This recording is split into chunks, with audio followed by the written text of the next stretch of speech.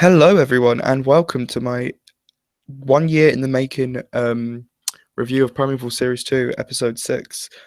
Sorry for the long wait, been very busy, but I'm back. And back with a review of one of my favourite ever episodes of Primeval in general, and in TV in general. Let's get into it. We have a very cinematic opening of this episode with a Colombian mammoth on the M25 smashing up cars and killing people, which is great. I mean, what would you want? What would you like about that? It's fantastic. Fun fact: the actress who plays Jake's mother in this, a little boy in the car, was actually my friend's drama school teacher.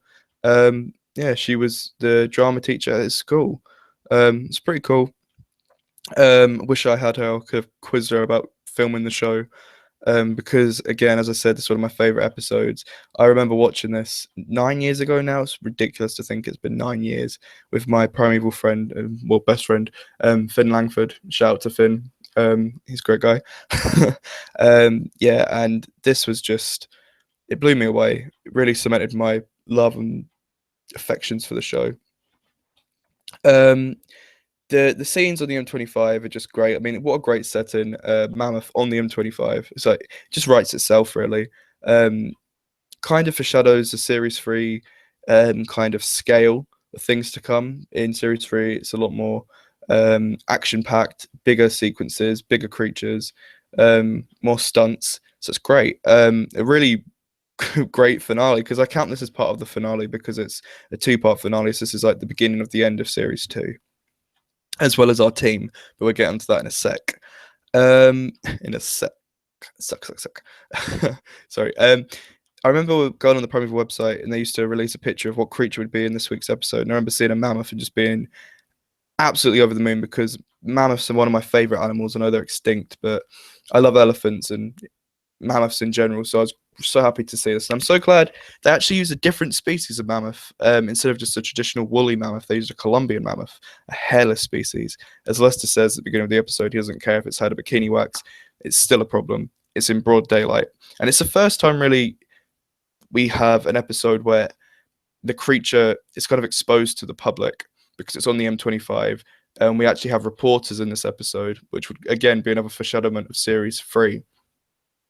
And Jenny has a bit of a problem trying to cover this up, and she in fact lies. She lies, but it doesn't work. So she tells the truth to one of the reporters because she thinks it's so unbelievable he won't believe it. But that will come back to bite her on the bum in series three. But we'll get to that when we get to series three. So you have a shot of the mammoth throwing cars in the air, and the CGI holds up pretty well, I think. Although some shots of the mammoth you can tell, but I think that's because it's hairless. If it was covered in hair, maybe it might be a bit more realistic in 2017, but I don't care. I love it. I think that it works really well with the props of the cars thrown around. So with the team after the pre-titles, which are great titles again, we have the team realizing we've got Mammoth on the M25. Lester's fed up everyone telling them about Mammoth facts and stuff, and they go to the Mammoth. Stephen stays behind, so I'll catch up with you guys because Helen's there. Helen wants to start exposing the arc and everything that's going on. Stephen agrees, so he's going to stay behind with Helen.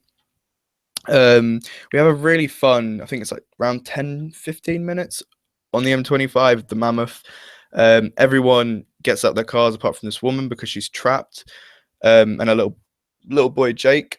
We have a really weird guy called Ed who's like, yeah man, really groovy, I'm gonna come and help you guys, and then he gets murdered by the mammoth, which always made me laugh because it's quite gory actually. You see all his face cut open and it's horrible. Although the mammoth isn't a like predator, it's not out to eat people, kill people.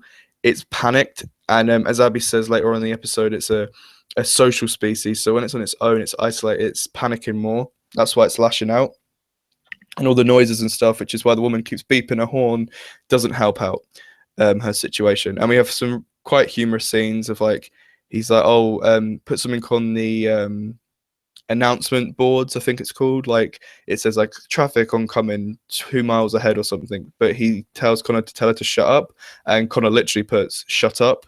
So Carter has to go and get her out. Connor has a little boy, and they go into a van out the way.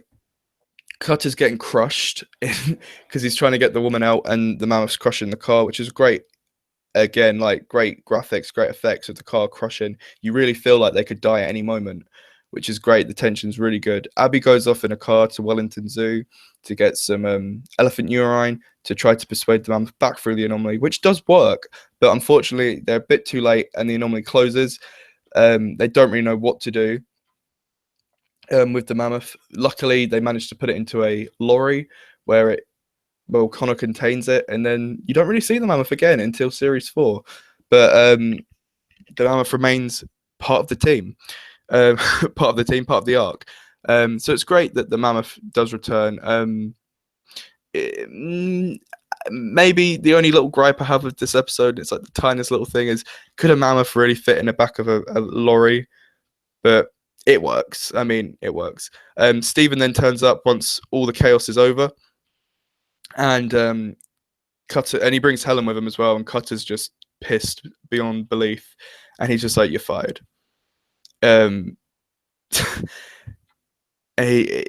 He doesn't even acknowledge Helen, which I think is great because it just shows that he's so over Helen now. It's just Claudia that he's concerned about and wants to get back.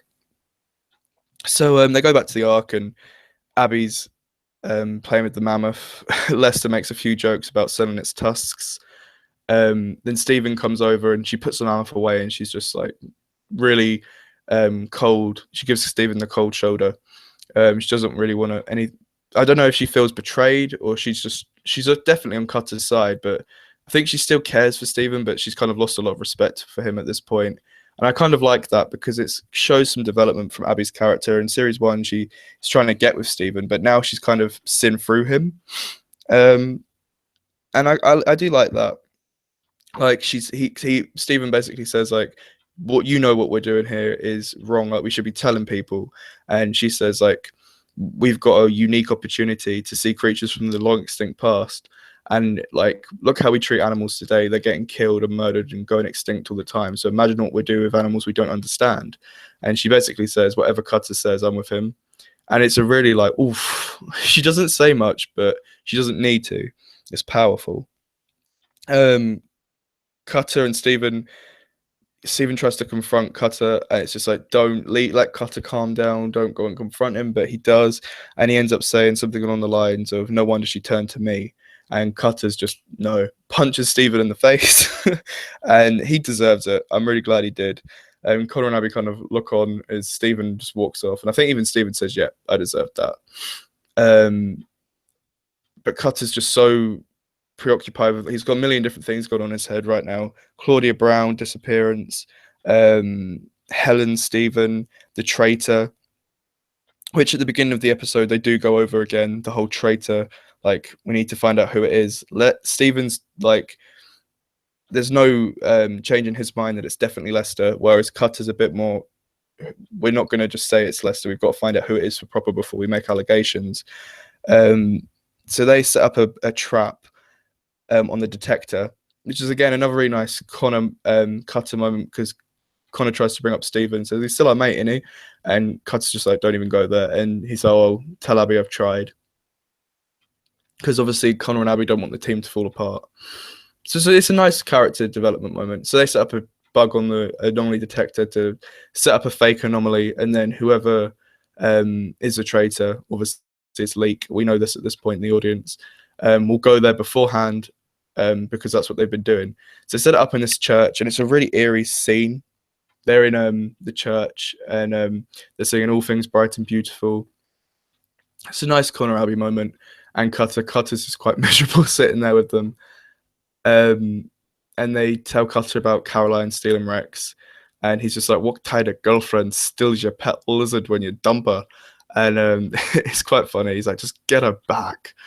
And then Jenny comes through, and because Connor's taking pictures of who this traitor is, and it's Jenny, and it's like, oh my god, like really, Jenny's involved with this? And obviously Cutter's, at that point, he's just done. So he gets out his gun, he puts it to her head, and he's just like, tell me what you know, and all that. That was really bad. That was Irish. That was the Watcher's voice coming out there. And she's just like, it wasn't me, I didn't do it, I've just been sent here. And he's like, telling me who sent you. And she's just like, it's Leak, Oliver Leak. and it's just like the big revelation that it was Leek. Leek was a traitor. So we get that. She's really pissed off that he had a gun to his head. He held a gun to her head. Sorry, um, which causes some funny comedic moments after that. Whilst this is all going on, Lester is in the Ark, and everyone in the Ark has either gone off on this wild goose chase with Cutter, or back up for Jenny, or we see they've died, they've been murdered. Um, there's just blood everywhere. We don't really know what's going on. There's a weird van that's been delivered, and in it is a future predator. And it's down to Lester to take it on. Leek is controlling the predators via remote control, so it's very, they don't really know what's going on. It's just a neural clamp in the predator's head. But yeah, he's harnessed the power to control them.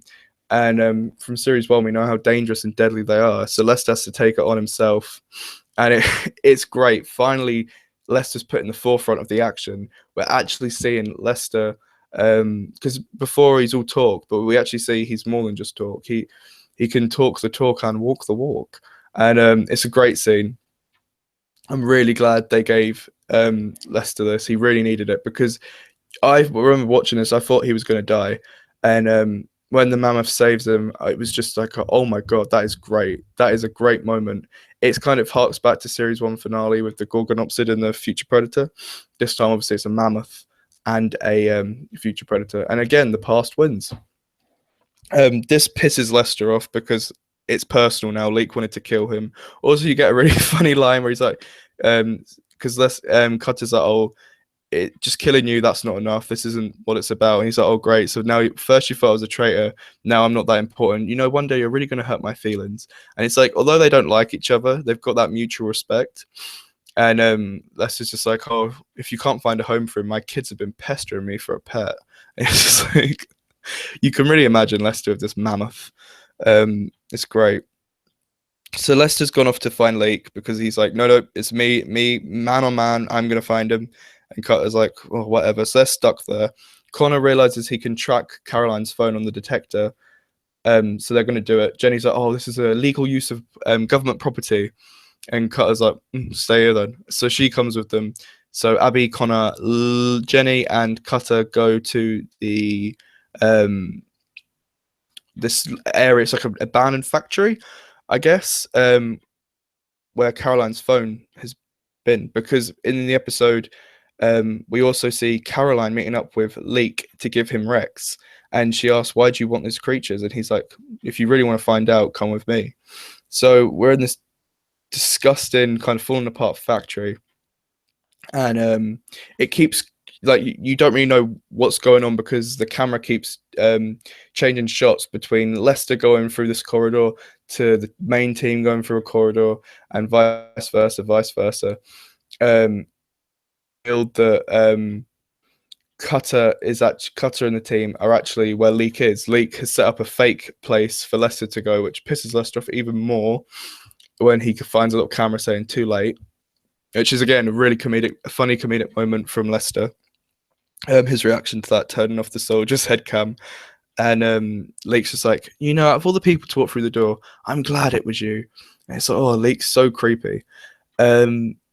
And then previous to this, I've completely forgot to mention this. It's one of mine and Ollie Pajak's favourite scenes. Is Stephen and Helen's romance. It's disgusting when they proper kiss, and she's like, "My poor Stephen, what has he done to you?" And she's like kissing him with tongue. It's like, disgusting. This is like when Stephen's fully turned. He's now 100% with Helen. He's fucked Carter off. And it's the end of the original team when he does that. I think that's the moment it forever changes, and it's really sad. And at that point, I really hate Stephen. I'm sorry if you like Stephen, but for me, I can't forgive him for doing that to Cutter. Like, his best friend with his wife is horrible, disgusting.